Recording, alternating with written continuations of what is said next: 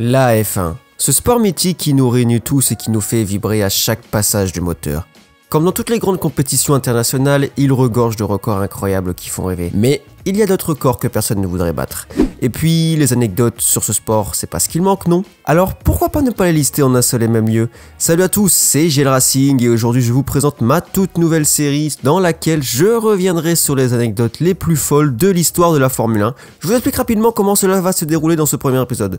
Dans chaque vidéo, je vous raconterai 5 anecdotes sur la F1, des records qu'on oublie souvent, des anecdotes, des histoires folles, bref, un peu de tout. Ces histoires ou anecdotes pourront ou non être liées entre elles, cela dépendra de ce que je trouve. Par ailleurs, cette série pourra être participative. En effet, vous pourrez m'envoyer celles que vous connaissez et après vérification, je les ajouterai lors des prochaines vidéos. Petit disclaimer, soyez indulgents pour cette première vidéo. Je teste le format et j'aimerais vraiment avoir vos retours et si possible argumenter. Les anecdotes qui vont suivre sont plus ou moins connues, mais cette série s'adresse à tout le monde, donc ne commencez pas à hurler « Oui, c'est nul, je ne connaissais déjà toutes les anecdotes, ça me rapporte rien, ta série est nulle, va te pendre ». Bon, je suis peut-être parti un peu trop loin. Je suis sûr qu'il y en aura certaines que vous ne connaîtrez pas. Et dernière petite information, s'il y a des erreurs dans la vidéo, n'hésitez pas à me corriger. Aimablement, et pas comme un rageux, dans l'espace commentaire. J'épinglerai les commentaires dans ce cas. Trêve de bavardage et passons tout de suite au premier sujet. La saison la plus longue de l'histoire. Je sais ce que vous allez me dire, on sait tous que la saison la plus longue de Formule 1 c'est la saison 2021, ça commence déjà bien ton concept. Laissez-moi vous répondre que non. Mais comment c'est possible alors que tout le monde l'affirme? Alors pas de panique, oui, la saison 2021 est bel et bien la plus longue de l'histoire de la Formule 1, mais à un détail près. En effet, si on comptabilise toutes les courses qui comptent pour le championnat du monde, alors là oui, 2021 avec ses 23 Grands Prix devrait être sans doute la plus longue, foutu Covid. Mais vous n'êtes pas sans savoir, sauf si je vous l'apprends maintenant, que dans le temps, eh bien certaines courses de Formule 1 ne comptaient pas dans le classement final du championnat du monde. Si on décidait subitement de rajouter tous ces Grands Prix, y aurait-il une saison plus longue que 2021 et ses 23 Grands Prix? La réponse est oui. Et la réponse va vous surprendre, mais il s'agit bien de 1950. Oui, la toute première saison de l'histoire. Alors, officiellement, elle ne comptait que 7 Grands Prix. Et voici le calendrier. Mais si l'on compte toutes les courses, même celles qui ne comptaient pas pour le championnat du monde, alors on se retrouve à 28 Grands Prix. Oui, j'ai bien dit 28. Voici à quoi ressemblait le calendrier d'ailleurs. Alors, je sais qu'il y avait des spécificités pour ces courses non comptabilisées, mais force est de constater que la saison de la plus longue n'est pas forcément celle qu'on prétend. Nous aurons l'occasion de revenir sur certaines de ces courses lors des prochaines vidéos. Le numéro 0 en Formule 1. Allez, on repart sur une anecdote un peu plus connue. Désolé les puristes, cette anecdote n'est pas vraiment pour vous.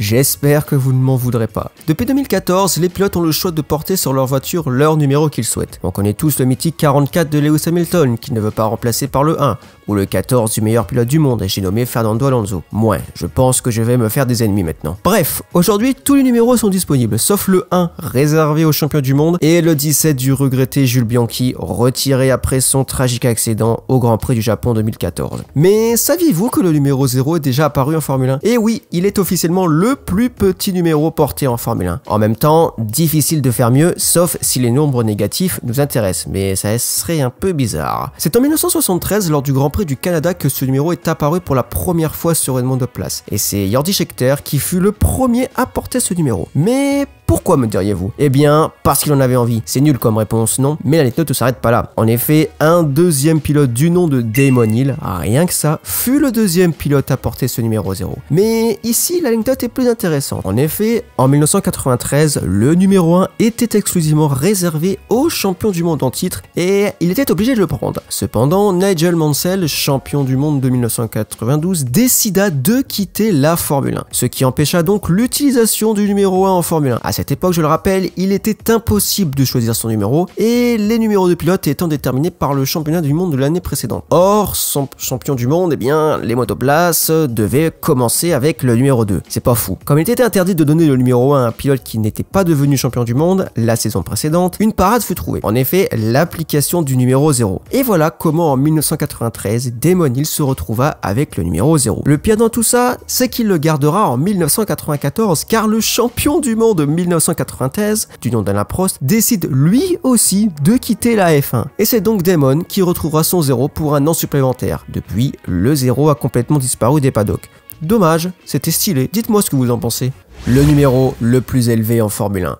Après le plus petit, quoi de mieux que de parler du plus grand numéro jamais aperçu lors d'un Grand Prix de Formule 1? Alors, ici, 2 records distincts. Tout d'abord, nous allons parler de Leila Lombardi. Elle détient le record du plus grand nombre jamais inscrit sur une monoplace de Formule 1. Elle portait lors du Grand Prix de Grande-Bretagne 1974 à Brentford le numéro 208. Oui, il y avait bien un nombre à 3 chiffres sur la Brabham BT42. Mais pourquoi je vous ai parlé de 2 records alors? Eh bien, malheureusement, en 1974, Lombardi ne réussira pas à se qualifier à la course, donc pas de 208 en course. Désolé, elle était facile. Mais du coup, qui détient le record en course? Allez, on va lever le suspense. C'est un certain Rudolf Krause qui porta lors du Grand Prix d'Allemagne 1952 au Nürburgring le numéro 136. Il est donc officiellement le pilote ayant porté le plus grand nombre sur une monoplace de Formule 1. Malheureusement, il ne verra pas la fin de la course car il abandonnera. Mais force est de constater qu'il détient ainsi un record. Il aura donc marqué l'histoire de la Formule 1. Pas sûr que tout le monde s'en souvienne. Quand Ferrari arrive en retard. Non, promis, on ne parlera pas de la saison 2020 de Ferrari. Je ne voudrais pas infliger de mal aux fans déjà suffisamment en souffrance. Ferrari, c'est l'écurie la plus mythique de la Formule 1 et elle est la seule équipe à avoir participé à la quasi-totalité de tous les Grands Prix. Nous reviendrons sur cette anecdote plus tard dans un prochain épisode. Je voulais simplement souligner Ferrari au premier Grand Prix de l'histoire, c'est-à-dire à Silverstone en 1950. À votre avis, à quelle position ont-ils fini? Premier, deuxième, dernier? Désolé de vous décevoir, mais nulle part, comme en 2020. Je suis sympa, je sais. Mais pourquoi? Eh bien, ils n'y ont tout simplement pas participé. C'est fou pour l'écurie la plus mythique de l'histoire de ce sport, non? Mais cette anecdote a une explication. En réalité, Enzo Ferrari et ses hommes avaient jugé plus intéressant de s'engager au Grand Prix de Mons 1950 en catégorie F2. Oui, Ferrari en F2, comme en 2020. Bon allez, je me calme, c'est bon. La course en question était beaucoup plus importante aux yeux des Italiens par les primes qu'elle pouvait apporter. Mais devant le franc succès de ce qui fut la première course de Formule 1 de l'histoire, Enzo et ses hommes ont très vite corrigé le problème en alignant leur voiture au Grand Prix de Monaco en 1950. Comme quoi, à l'époque, les intérêts financiers primaient déjà sur le sport. Le record de Kartikeyan. Oui, on va parler de ce mec dans cette vidéo. Et non, ce n'est pas pour se foutre de sa gueule. Enfin, si, un peu quand même. Saviez-vous que ce mec, malgré ses performances totalement éclatées, possédait un record? Oui, il détient bien un record. Mais lequel? Pour cela, nous allons revenir en 2011, lors du Grand Prix d'Europe à Valence. À cette époque, il y avait encore 24 voitures sur la grille. La bonne petite époque des 12 écuries de Formule 1. Et devinez qui a terminé dernier?